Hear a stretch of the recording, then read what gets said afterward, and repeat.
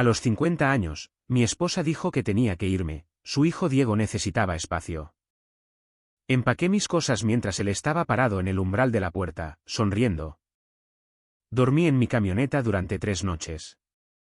5 años después, ella encontró mi nombre en línea. Cuando leyó lo que construí, susurró, cometimos un error. A los 50 años de edad, me encontraba en mi propia entrada con una bolsa de basura llena de ropa mientras mi esposa miraba desde el porche y su hijo se apoyaba contra el marco de la puerta, sonriendo.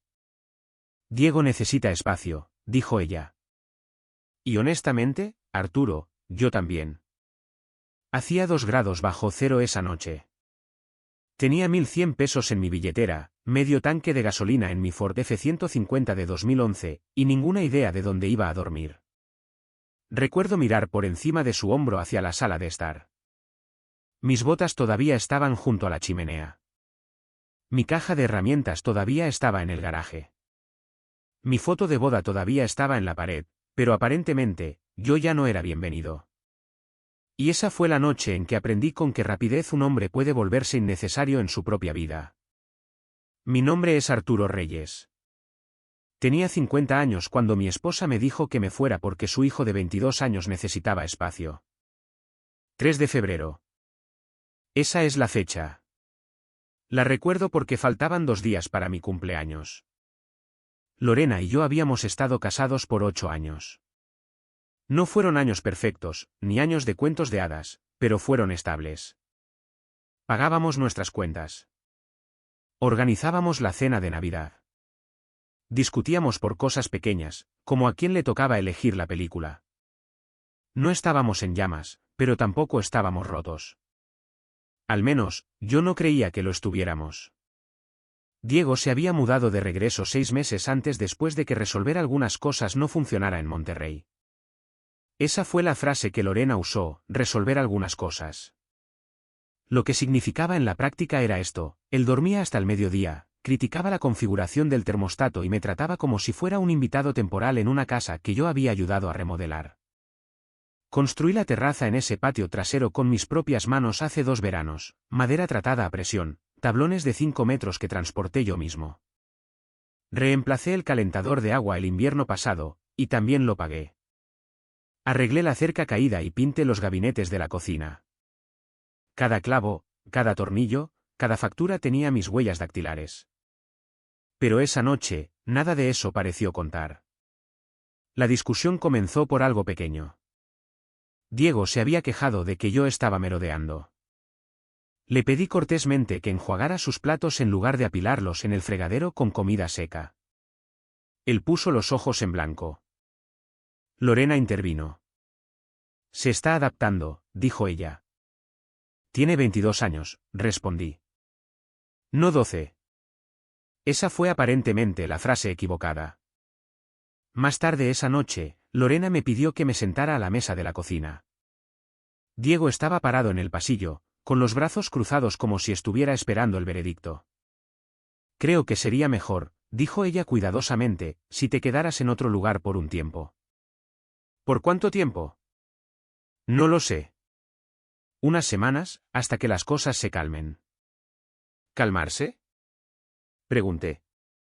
¿Qué es exactamente lo que está en llamas? Ella se veía cansada, pero no en conflicto. Eso es lo que más recuerdo. No había confusión en sus ojos, ni vacilación. Él no se siente cómodo aquí. ¿En mi casa? Pregunté antes de poder detenerme. Su mandíbula se tensó. Nuestra casa. Asentí lentamente. ¿Y yo no? Pregunté. Silencio. Fue entonces cuando me di cuenta de que la decisión ya había sido tomada. Esto no era una conversación. Era una notificación. Diego se movió en el pasillo, reprimiendo algo que parecía sospechosamente satisfacción. Subí las escaleras. No grité. No cerré las puertas de golpe. Saqué una bolsa de basura negra de debajo del fregadero y comencé a doblar mi ropa dentro de ella porque no podía encontrar mi vieja maleta. Mis manos estaban firmes. Demasiado firmes. El tipo de firmeza que proviene del impacto. Lorena se detuvo en el umbral en un momento dado. Esto no tiene por qué ser dramático, dijo en voz baja. No estoy siendo dramático, respondí. Estoy siendo reemplazado. Ella se estremeció ante eso, pero no lo negó. Agarré jeans, camisas de franela y mis botas de trabajo. Dejé atrás las fotos enmarcadas. Dejé la taza de café de nuestro viaje de aniversario a Taxco. Dejé el sillón reclinable que se ajustaba perfectamente a mi espalda. Cuando bajé las escaleras, Diego se había acercado más a la puerta. Supongo que es lo mejor, dijo él. Lo miré. Realmente lo miré. Un hombre joven que nunca había pagado una hipoteca, que nunca había arreglado una tubería rota a medianoche, que nunca se había quedado despierto calculando cómo hacer que 2 cheques de pago duraran a pesar de una reparación de automóvil inesperada. ¿Para quién?, pregunté. Él no respondió. Lorena abrió la puerta principal. El aire frío golpeó mi cara como algo deliberado, como un signo de puntuación. Salí al porche.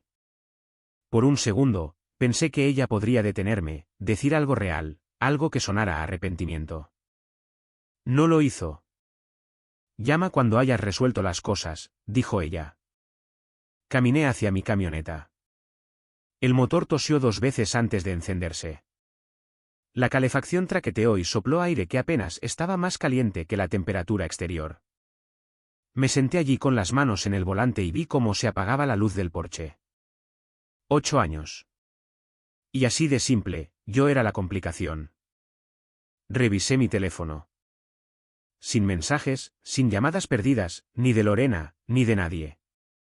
Conduje sin rumbo al principio, solo círculos lentos por vecindarios que reconocía, pasé por el mercado donde comprábamos, pasé por la ferretería donde conocía de memoria los números de los pasillos. Finalmente, me detuve en el estacionamiento de Soriana cerca de la carretera Federal 15. No era glamoroso, pero estaba iluminado y abierto las 24 horas. Me estacioné cerca del borde, lejos de la entrada, pero bajo una farola. Recliné el asiento del conductor lo más atrás posible. Traté de convencerme de que esto era temporal, un malentendido, un periodo de enfriamiento, pero en el fondo, algo más pesado ya se había instalado. No estaba tomando espacio. Estaba siendo borrado. El frío se filtró lentamente, por las puertas, por el piso. Mi aliento empañó el parabrisas. Me envolví más fuerte en mi chamarra y me quedé mirando el techo de la cabina. Por un momento, consideré llamarla.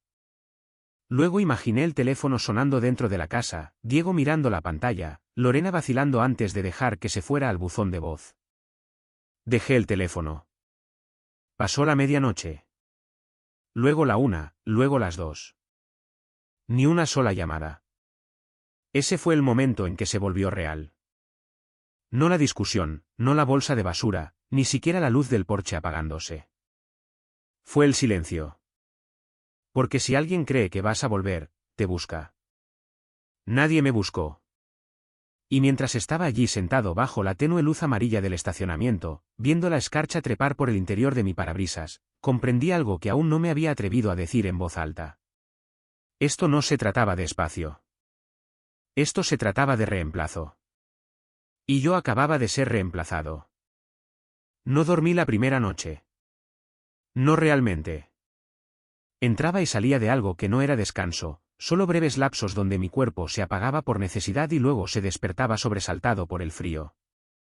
Para las 3:17 de la madrugada, ya había memorizado el patrón de grietas en mi parabrisas y el zumbido de las unidades de refrigeración de Soriana que resonaban débilmente por el lote. La calefacción de mi F-150 siempre había sido poco confiable. Había tenido la intención de arreglarla. Hacía un chirrido y soplaba aire tibio durante unos 5 minutos antes de rendirse por completo. Esa noche, la dejé funcionar 2 veces, solo el tiempo suficiente para quitarle el filo al frío, luego la apagué para no consumir la gasolina que podría necesitar.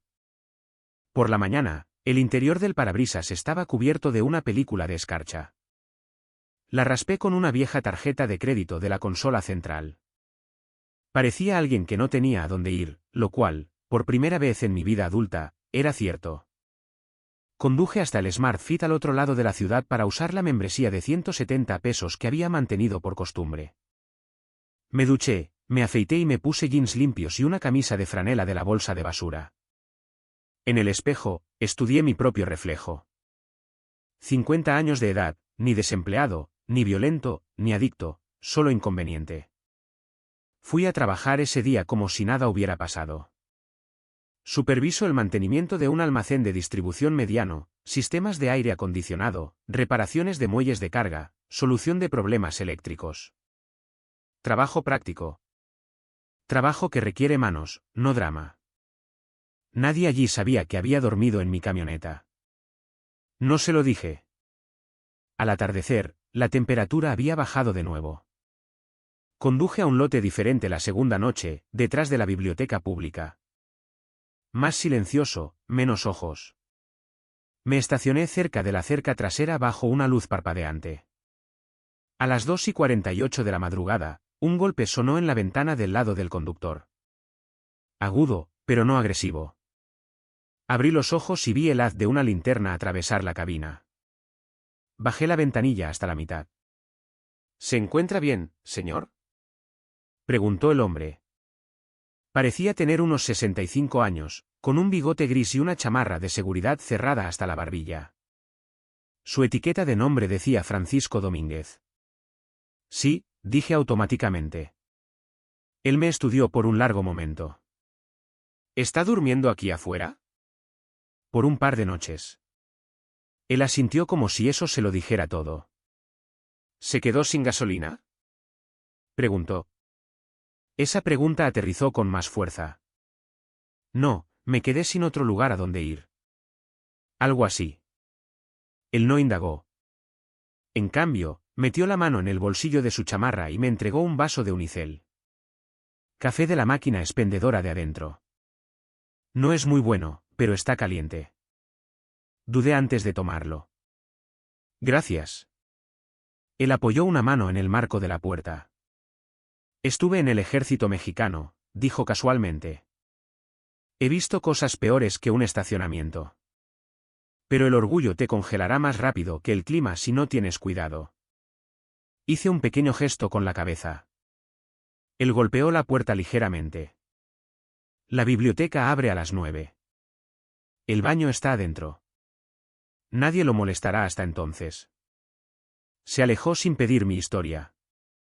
Ese hombre, un extraño con una linterna y una placa de turno nocturno, me mostró más decencia silenciosa en 5 minutos de la que había recibido en mi propia casa en la última semana. La tercera noche fue la peor. No fue más fría. No fue más oscura. Fue más clara. Para entonces, había revisado la cuenta bancaria conjunta. La contraseña había sido cambiada. Mi tarjeta de débito fue rechazada cuando intenté pagar la cena en un autoservicio. Tenía suficiente dinero, apenas, pero el mensaje era inconfundible. Acceso revocado. Le envié un mensaje de texto a Lorena. Tarjeta rechazada. ¿Pasó algo con la cuenta? Sin respuesta. 30 minutos después, llamé. Sonó 2 veces y luego se fue al buzón de voz. No dejé ningún mensaje. Lo intenté de nuevo 1 hora después. Directo al buzón de voz. Me quedé mirando la pantalla del teléfono hasta que se atenuó. Luego hice algo que nunca pensé que haría. Llamé a Diego. Sonó una vez, luego la llamada se cortó. Bloqueado. Me senté allí en la cabina oscura de mi camioneta y sentí que algo dentro de mí cambiaba. No fue un corazón roto, ni ira. Humillación. Había pasado años arreglando esa casa, reemplazando pomos de puertas, limpiando canaletas, pagando primas de seguros, y ahora ni siquiera podía conseguir una llamada de respuesta. Alrededor de las 11 de la noche, mi teléfono vibró. Por medio segundo, pensé que era Lorena. No lo era. Era Carlos Mendoza. Carlos y yo habíamos trabajado juntos durante años antes de que él pasara a la gestión de proyectos. Nos habíamos mantenido cercanos. Venía a ver el fútbol los domingos. Escuché por Ricardo que podrías necesitar un lugar donde quedarte. ¿Es cierto? Me quedé mirando el mensaje. Ricardo, uno de los técnicos del trabajo. La noticia viaja más rápido que el orgullo a veces. Escribí lentamente. Solo por unas noches. 3 puntos aparecieron casi instantáneamente. Carlos, no vuelvas a dormir en esa camioneta. Tengo una habitación libre. Sin dramas. Tragué saliva. No quiero ser una carga. Me llamó en lugar de responder por texto. Arturo, dijo sin preámbulos, me ayudaste a reconstruir el techo de mi garaje cuando mi divorcio arruinó mis ahorros. No eres una carga. Cerré los ojos. Estaré allí en 20 minutos. Carlos vivía a 28 minutos de distancia. Cuando llegué a la entrada de su casa, la luz del porche estaba encendida. No por un sensor de movimiento. Encendida. Abrió la puerta antes de que yo siquiera llamara. Trae la bolsa dentro, dijo. Hablaremos mañana. Entré. La casa olía a café y detergente para la ropa. Cálida. Estable. No me había dado cuenta de lo tensos que estaban mis hombros hasta que cayeron. Esa noche, acostado en un colchón real en una habitación de invitados con sábanas desiguales, miré el techo y me permití admitir la verdad. Esto no era temporal. Lorena no me había pedido que me enfriara. Ella había elegido, y yo había sido expulsado de mi propia vida. A la mañana siguiente, me desperté con el sonido de Carlos moviendo sartenes en la cocina. No te quedarás en esa camioneta de nuevo, dijo firmemente durante el desayuno. Resolveremos algo. ¿Resolveremos? Pregunté. Él se encogió de hombros. Así es como funciona esto. Así es como funciona esto. Sin discursos, sin ultimátums, solo alguien que no necesitaba ser convencido de que yo valía la pena ser ayudado. Y en algún lugar de mi mente, otro pensamiento comenzó a formarse, uno que no estaba listo para decir todavía. Si era así de fácil sacarme de esa casa, ¿qué historia estaban contando ya sobre por qué me fui? Porque el silencio tiene una manera de llenarse a sí mismo. Anne tenía la sensación de que la mía estaba siendo reescrita sin mí. Para el final de esa semana, había aprendido 2 cosas. Primero, ya no estaba fuera solo de mi casa. Estaba fuera de la narrativa. La confirmación llegó un domingo por la tarde. Carlos y yo estábamos sentados en su sala viendo la repetición de un viejo partido de liguilla cuando mi teléfono vibró. Era un mensaje de Daniela, la prima de Lorena. No éramos cercanos, pero lo suficiente para intercambiar tarjetas de Navidad y mensajes corteses de cumpleaños. Daniela, hola, solo quería ver cómo estabas. Escuché que tú y Lorena se están tomando un tiempo separados.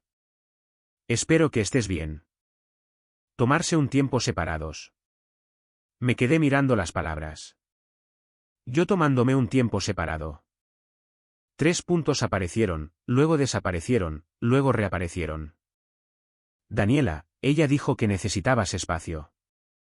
Que las cosas estaban tensas con Diego. Que decidiste quedarte en otro lugar hasta que resolvieras algunas cosas. Sentí que mi mandíbula se tensaba. Yo no había resuelto nada. Me habían dicho que me fuera. Carlos silenció la televisión cuando vio mi expresión. ¿Qué está pasando? Le entregué el teléfono. Lo leyó, lento y deliberado. Vaya, dijo en voz baja. Sí. Daniela envió otro mensaje. Daniela, ella dijo que fue mutuo. Que no te sentías cómodo. Solté una risa corta que no sonaba como la mía. Mutuo. Como si nos hubiéramos sentado con un calendario y negociado mi desaparición. Escribí cuidadosamente. No fue mutuo.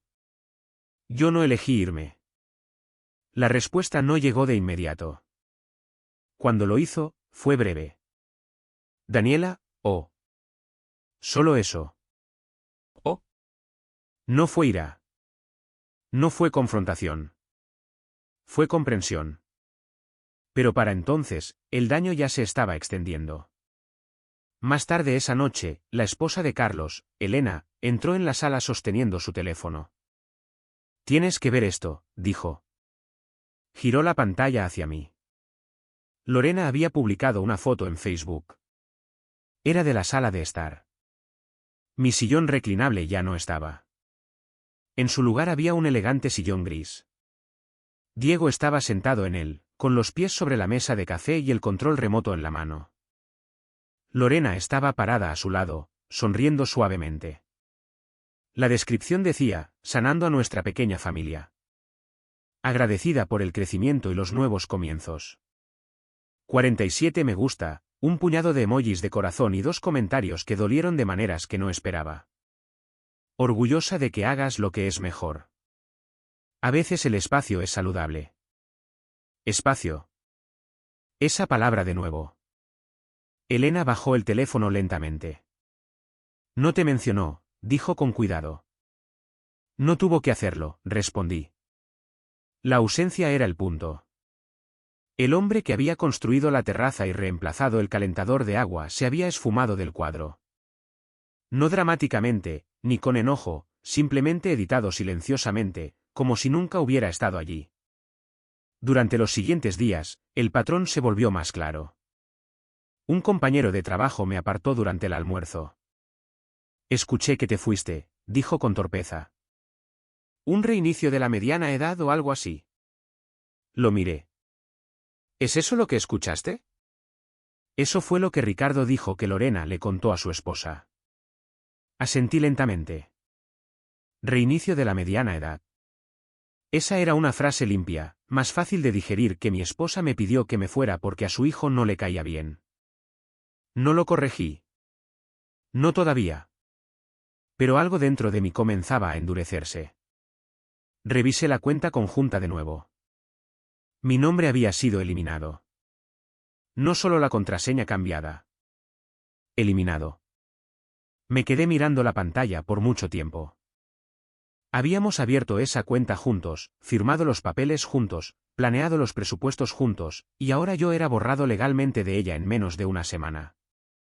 Le envié otro texto a Lorena. Me eliminaste de la cuenta. 3 horas después, ella respondió. Lorena, es temporal. Necesitamos estabilidad ahora mismo. Por favor, no hagas esto más difícil. No hagas esto más difícil. Como si yo hubiera forzado el aire frío esa noche. Como si yo hubiera estado parado en el umbral, sonriendo.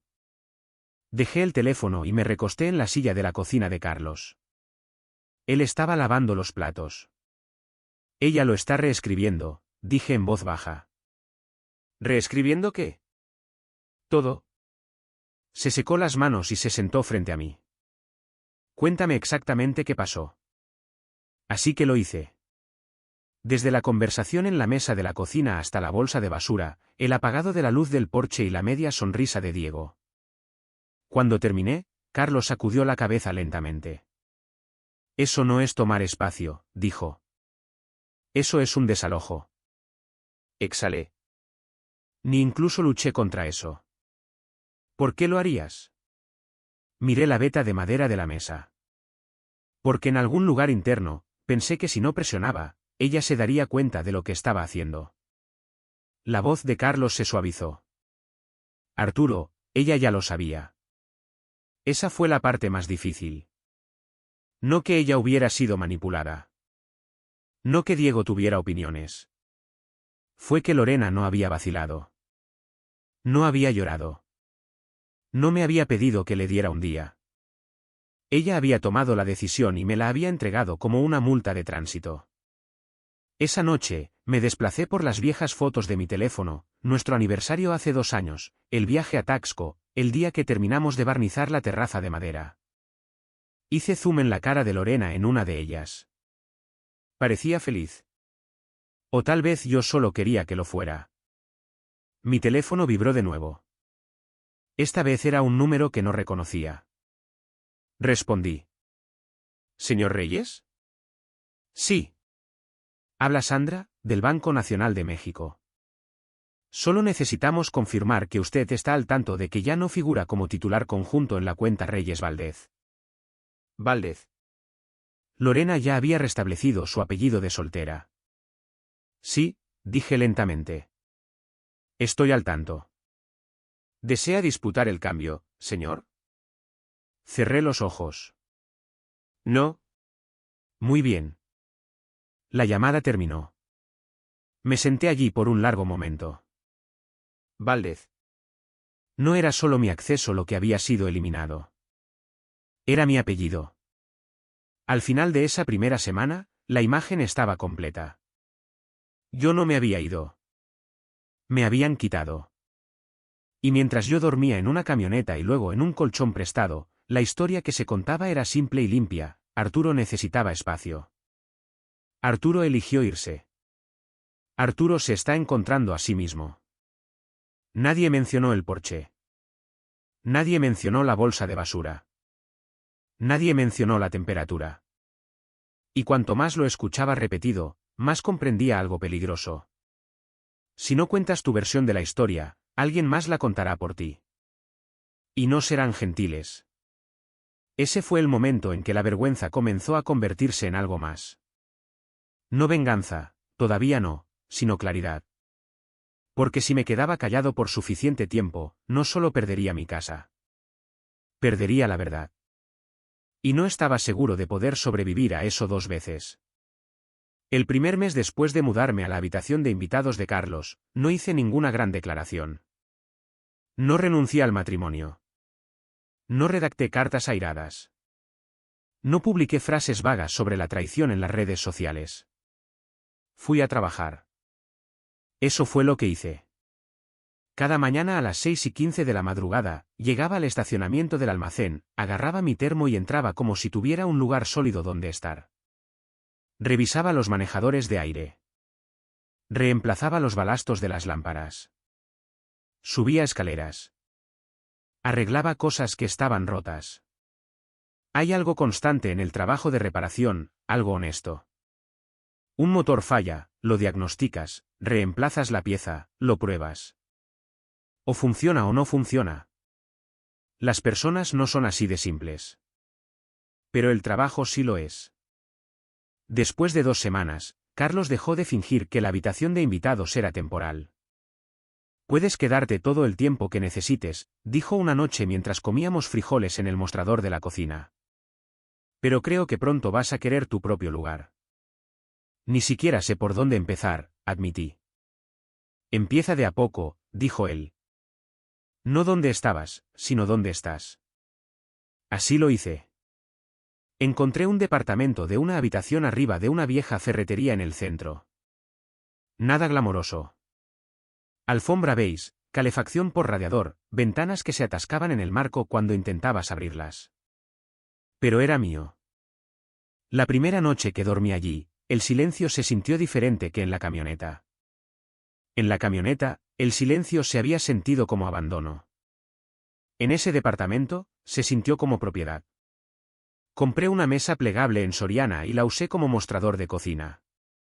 Colgué mis camisas de franela en el armario con un espacio cuidadoso, como dándoles espacio para respirar. Puse mi caja de herramientas junto a la puerta. No tenía mucho, pero lo que tenía, nadie podía revocarlo. En el siguiente turno de trabajo, sucedió algo inesperado. Ricardo, de logística, se me acercó. Escuché que eres bueno reparando motores pequeños, dijo. La podadora de mi papá ha estado muerta desde el otoño pasado. ¿Aceptas chambas extras? Puedo hacerlo, dije. ¿Cuánto cobras? Me encogí de hombros.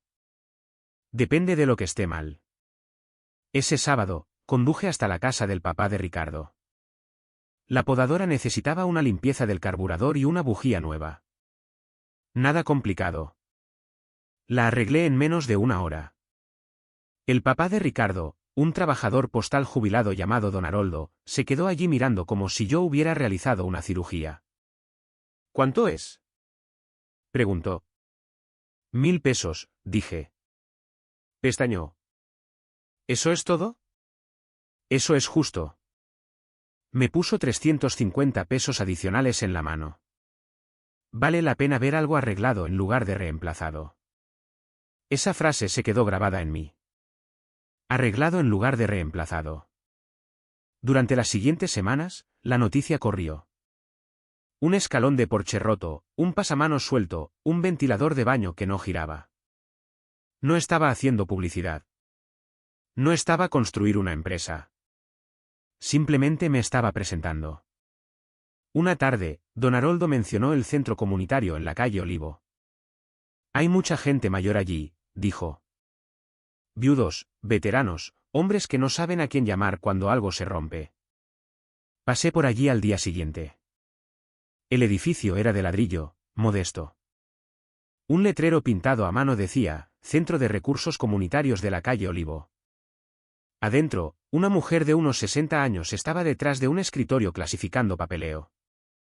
Busco a quien se encargue del mantenimiento, dije. Miró hacia arriba por encima de sus anteojos. Esa sería yo, desafortunadamente. Su nombre era doña Marta Gutiérrez. Expliqué que hacía pequeños trabajos de reparación, que tenía algo de tiempo libre los fines de semana y que, si alguna vez necesitaban ayuda, estaría dispuesto. Ella me estudió cuidadosamente.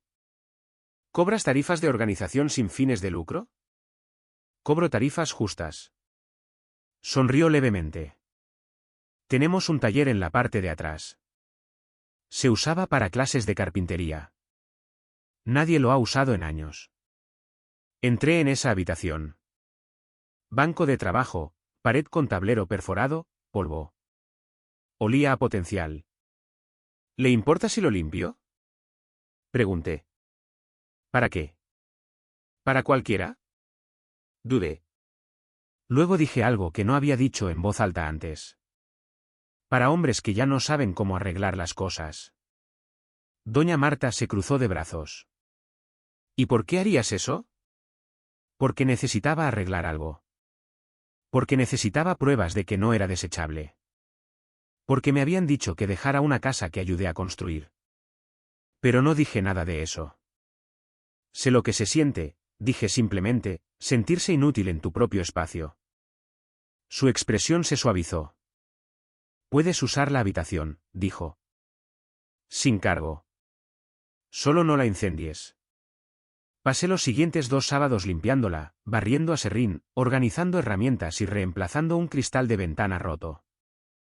El tercer sábado aparecieron 3 hombres, don Haroldo, un mecánico naval jubilado llamado don Gerardo, y un hombre tranquilo llamado Luis, cuya esposa había muerto 2 años antes. Empezamos con cosas sencillas. Como reemplazar el cartucho de un grifo, como parchar paredes de yeso, como cambiar un interruptor automático de forma segura. Sin grandes discursos, solo manos moviéndose, aprendiendo. Don Gerardo me miró a mitad de la tarde. ¿Por qué estás haciendo esto? Preguntó. Me limpié las manos con un trapo. Porque a mí tampoco nadie me enseñó. Eso no era del todo cierto. Mi padre me había enseñado mucho antes de fallecer. Pero lo que quería decir era esto, nadie me había enseñado cómo reconstruir cuando algo más grande que un grifo se rompía. Ese taller creció silenciosamente. 5 hombres se convirtieron en 8. 8 en 12. Algunos traían donas. Algunos traían historias. Una tarde, un hombre llamado Don Charlie dijo algo que me detuvo. Es bueno sentirse necesitado de nuevo. Asentí. Lo sé. No hablaba de Lorena, ni de Diego, ni de la luz del porche, pero sentía menos la ausencia de esa casa con cada sábado. Luego, una tarde, mientras cerraba el taller, doña Marta me entregó un periódico local. Página 3, dijo. Había un pequeño artículo sobre voluntarios comunitarios, una foto del taller, de mí a mitad de una frase, explicando cómo asegurar un soporte de pasamanos. El titular decía, hombre local ayuda a personas mayores a mantener su independencia en casa. Me quedé mirando la foto más tiempo de lo que pretendía. No había construido un negocio. No me había hecho rico. Pero había construido algo. Algo que no requería permiso.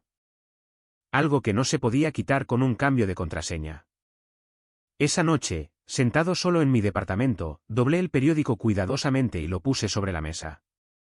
No lo sabía todavía, pero en algún lugar al otro lado de la ciudad, alguien más eventualmente lo vería también. Y cuando lo hicieran, la historia que habían estado contando sobre mí ya no sería la única disponible. 5 años es una cantidad extraña de tiempo. Es suficiente para que los hábitos se conviertan en identidad. Suficiente para que una herida cicatrice. Suficiente para que las personas se convenzan de que lo que hicieron no fue tan malo como fue. También es suficiente para construir algo sólido si mantienes la cabeza baja y las manos firmes. Para el 5.º año, el taller de la calle Olivo ya no era solo una habitación trasera polvorienta. Teníamos una lista de espera. No era formal, solo nombres escritos en un portapapeles colgado junto a la puerta. 12 hombres se habían convertido en 32. No solo arreglábamos grifos. Estábamos instalando barras de apoyo en los baños. Reemplazando tablones de porche podridos para que nadie se cayera. Enseñando a los hijos cómo ajustar los resortes de las puertas del garaje para que sus madres no tuvieran que pagarle a un contratista 7.000 pesos por un trabajo de 20 minutos. Lo había incorporado legalmente de forma silenciosa bajo el nombre de Taller La Segunda Legua. No porque intentara ser poético, sino porque la mayoría de las personas no se rinden en la primera milla. Se rinden en la segunda. El periódico local publicó otro artículo, este más grande que el primero. Un reportero había venido un sábado y entrevistó a 3 de los hombres, tomó fotos de la pared de tablero perforado que yo había pintado 2 veces y preguntó por qué lo había comenzado. Di una versión de la verdad. Creo que las personas merecen sentirse capaces en sus propios hogares. El artículo se publicó un domingo. Para el martes por la mañana, mis notificaciones de LinkedIn se habían duplicado. El miércoles por la tarde, mi teléfono vibró con un mensaje de un nombre que no había visto en 5 años, Lorena. No fue un texto, ni una llamada. LinkedIn, de todos los lugares. El mensaje era corto. Arturo, vi el artículo sobre el taller. Siempre supe que tenías un buen corazón. Diego y yo estábamos hablando de lo orgullosos que estamos de lo que has construido. Tal vez sea hora de que hablemos. Lorena. Lo leí 3 veces. Siempre supe que tenías un buen corazón. Esa línea me sentó mal. Porque saber requiere presencia, y la presencia había estado ausente. Dejé mi teléfono y miré por la ventana del departamento. El radiador hacía clic suavemente detrás de mí. Un camión de reparto estaba detenido en la esquina. Sonidos ordinarios, vida ordinaria. Hace 5 años, había dormido en un estacionamiento con escarcha en el interior de mi parabrisas. Ahora tenía una lista de espera de hombres que confiaban en mí para enseñarles algo. Y de repente, la mujer que me había pedido que me fuera porque su hijo necesitaba espacio estaba orgullosa. No respondí. No ese día. Ni el siguiente. 2 días después, llegó otro mensaje. He estado pensando mucho en ti últimamente. Cometimos errores. Lo veo ahora. Diego era joven. Yo estaba tratando de protegerlo. Espero que puedas entender eso. ¿Protegerlo de qué? ¿De que yo le pidiera que enjuagara sus platos? ¿De que yo esperara que un hombre de 22 años actuara como un adulto? Agarré mi teléfono y llamé a Carlos. Ella me contactó, dije. Por supuesto que lo hizo, respondió él. ¿Por supuesto? Sí. Ahora tienes un artículo en el periódico y una organización sin fines de lucro. Ya no eres el tipo que necesitaba espacio. Eres el tipo que construyó algo. Eso es cínico. Eso es realista. Yo no quería creer que ese fuera su motivo. Pero luego hice algo que no había hecho en años. Revisé Facebook.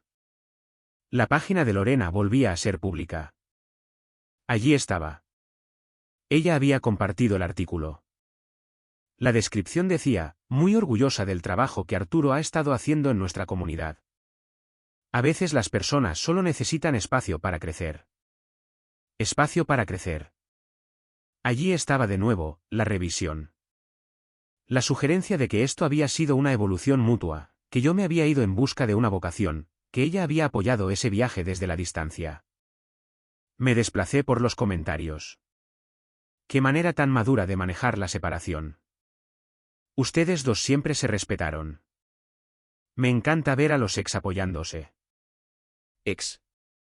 Nunca nos habíamos divorciado formalmente. Simplemente nos detuvimos.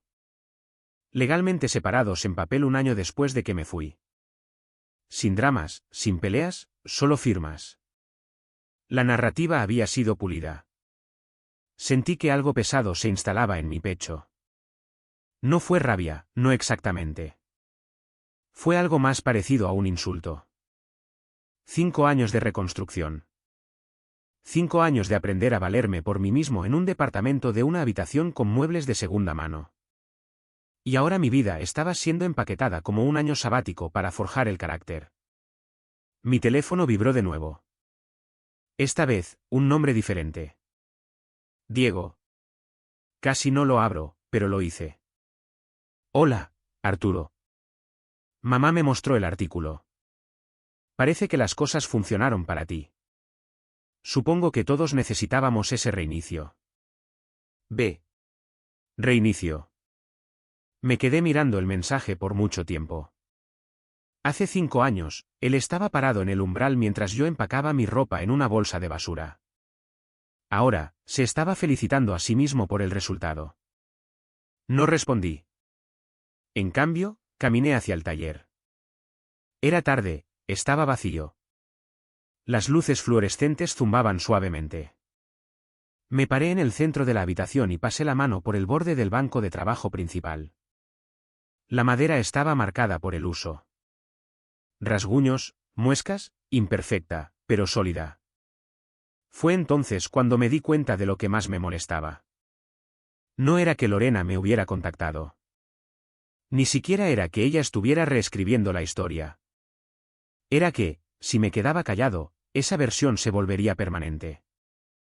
Había dejado pasar la primera narrativa, la de que yo necesitaba espacio. Pero esta la pintaba a ella como paciente, comprensiva y sabia, y a mí como el beneficiario de su previsión. Saqué mi teléfono y abrí el hilo de mensajes. Comencé a escribir, me detuve, borré, comencé de nuevo. No quería escribir algo alimentado por el orgullo. Quería escribir algo anclado en la verdad. No por venganza, sino para que constara. Porque 5 años antes, había perdido mi casa. Pero no iba a perder la verdad de lo que pasó en ella. Cerré con llave la puerta del taller y salí al aire fresco de la tarde. El cielo se estaba oscureciendo. Las farolas parpadeaban una por una. En algún lugar al otro lado de la ciudad, Lorena probablemente creía que este era el comienzo de una reconciliación. Tal vez incluso de una redención. No tenía idea de lo que realmente había abierto.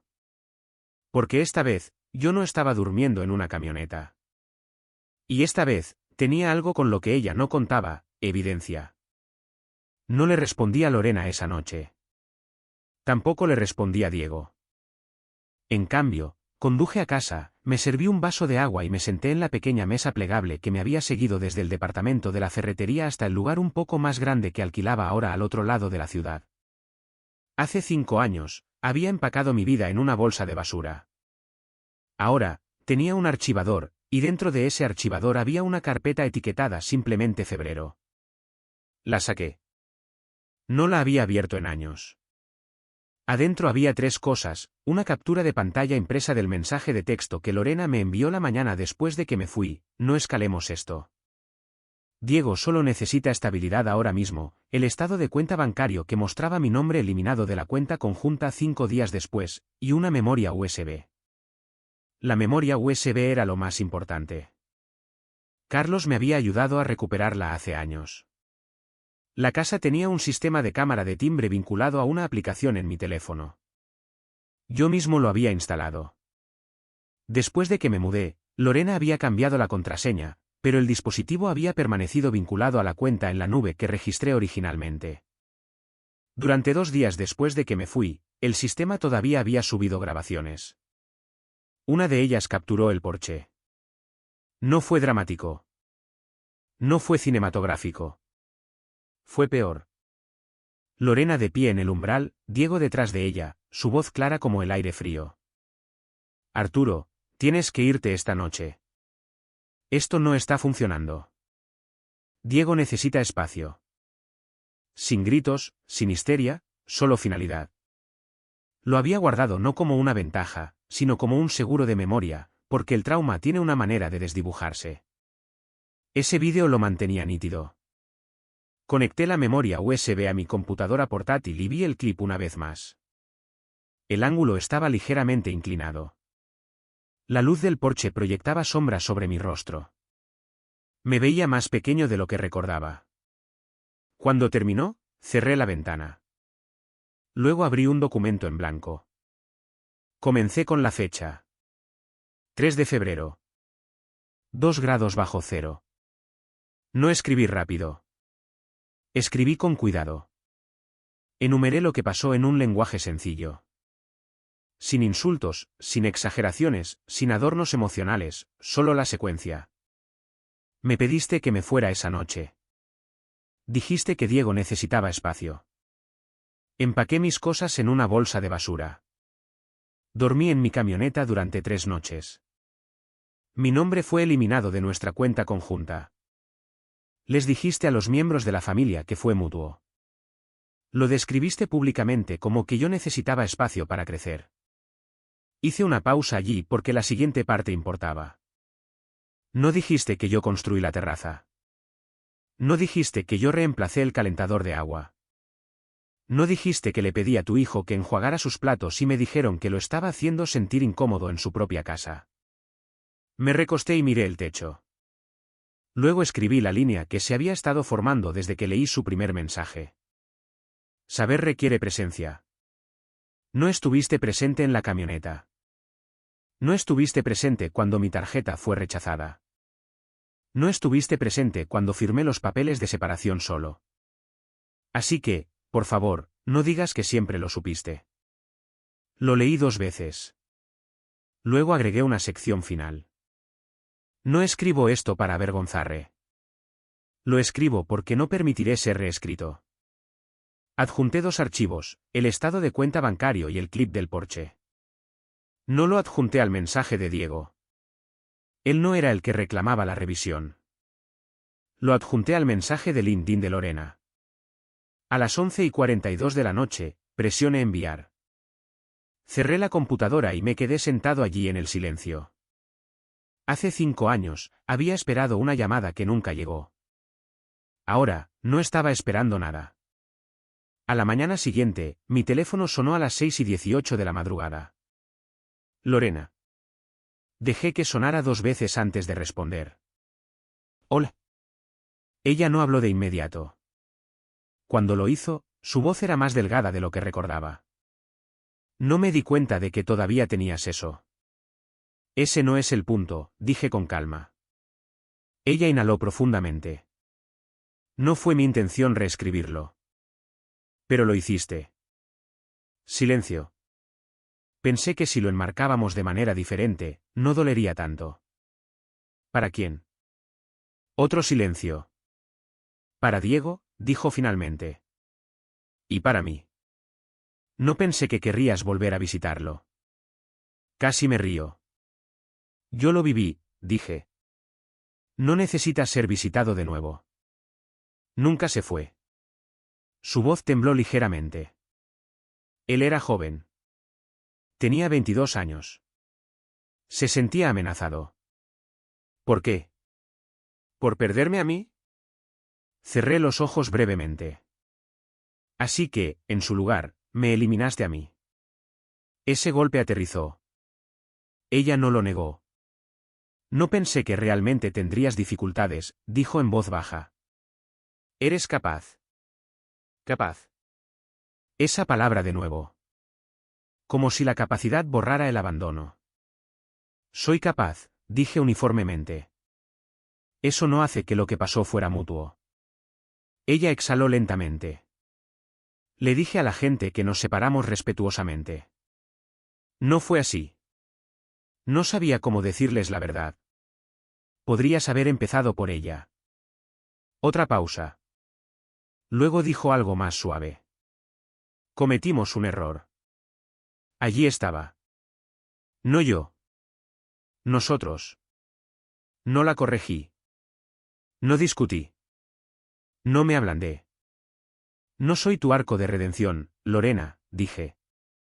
Si quieres algún tipo de contacto, comienza con la exactitud. Lo sé. Y Diego, ella vaciló. Él no cree haber hecho nada malo. Asentí para mis adentros.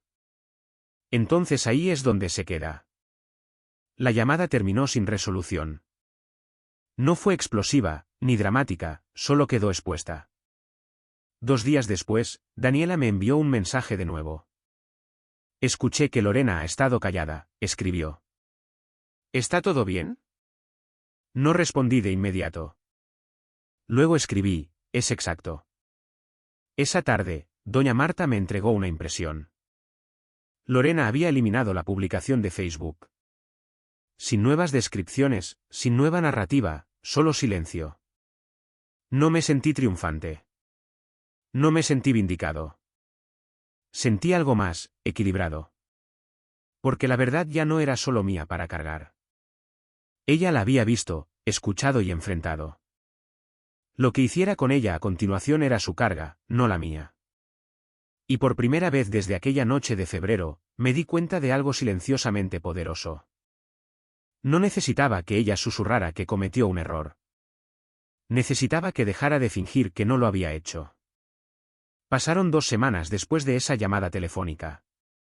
Sin disculpas dramáticas, sin correos largos, sin mensajes nocturnos llenos de arrepentimiento.